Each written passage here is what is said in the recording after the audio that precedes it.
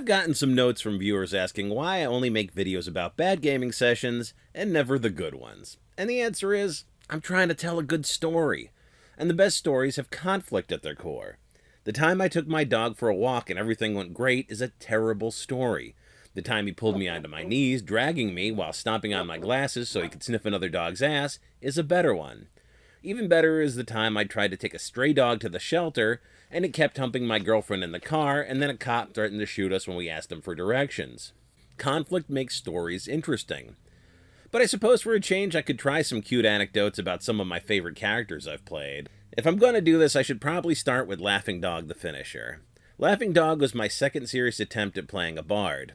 I had played one in a one-shot before, and then another one for about 6 sessions. I never loved the stereotypical Dungeons & Dragons bard, some poetic douche nozzle diddling his lute while the rest of the party fights for their skin. I thought it would be neat to make a bard based on a Native American medicine man. Natives believe that chanting can reach the spirit world, and to me that seemed a little more boss than plucking a magic banjo. I've always loved Native American protagonists too, like Hawkeye from Last of the Mohicans or Spirit from G.I. Joe, and I wanted to bring that to the game table.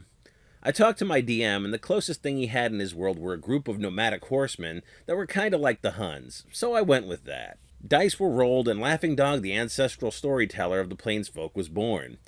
He was a re-flavored lore bard with decent charisma, dex, and intelligence. This is the miniature I used for Laughing Dog. If you're wondering why he's so yellow, well, this was my first attempt at painting an Asian skin tone, and I'm really sorry about it. Laughing Dog's people lived far away from the setting of the campaign, but he was sent to the main continent to find a rare medicinal plant in a haunted graveyard. He found the plant, but he also fell into the lair of a lich. Now, the lich was gone, but the results of his dark experiments remained.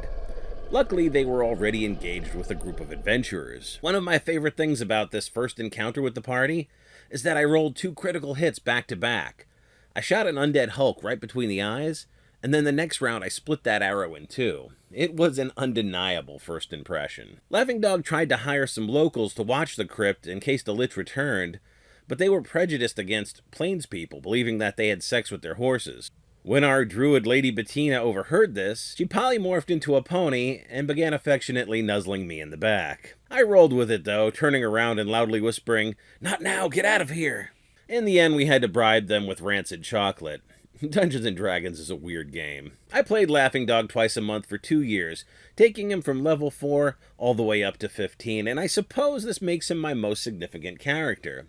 He was a lot of fun to play because he was cautious, some would say cowardly, a braggart, a womanizer, but he was very moral at his core. He had spent most of his life in an animal hide lean-to, and now that he was an exotic entertainer in a bustling city, he was succumbing to the variety of food, drink, and women made available to him. Of course, the rest of the party enjoyed sleeping in cold mud every night if it meant saving a single piece of copper. Laughing Dog was soft physically and morally, especially compared to his crusader companions, but the skills and strategies he brought more than made up for his flaws, and the party seemed to like him in spite of them. He was given a bow from a celestial being that let him exchange bardic inspiration for advantage on his shots. His main tactic would be to get himself away from the front line, usually by climbing onto something, and sniping with his bow. The dice decided that Laughing Dog would land the killing blow on every giant monster.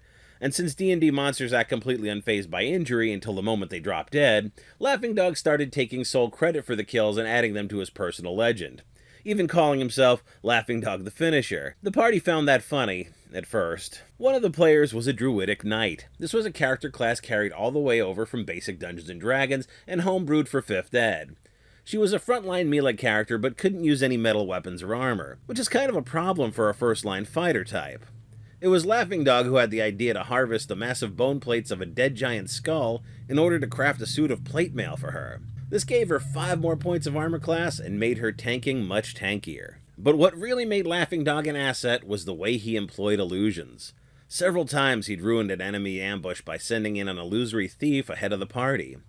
Once the party found themselves between 2 groups of ogres, one rushed us in melee, the other was on a cliff throwing boulders at us. Laughing Dog conjured an illusory waterfall to conceal us from the ranged attacking ogres, while the party finished off the melee ogres. That was typical Laughing Dog style tactics. The campaign ended with a final confrontation with the Great Void Dragon. Before the fight, it tempted the party with offers of power.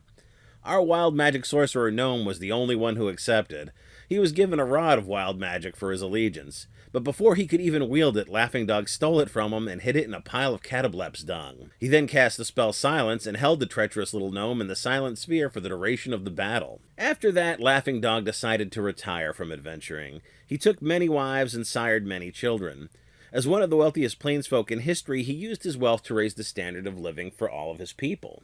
I think every character that made it to the end of that campaign had a very defined role. There were blasters and bruisers and Laughing Dog, and his role was to figure out ways around problems. And that way he embodied creative problem solving, which in my mind is the best part of Dungeons & Dragons. If you've liked this cartoon, please like and subscribe to the channel. Consider visiting us on Facebook or making a donation to my GoFundMe campaign. The links for both of those are in the description below. As always, thanks for watching.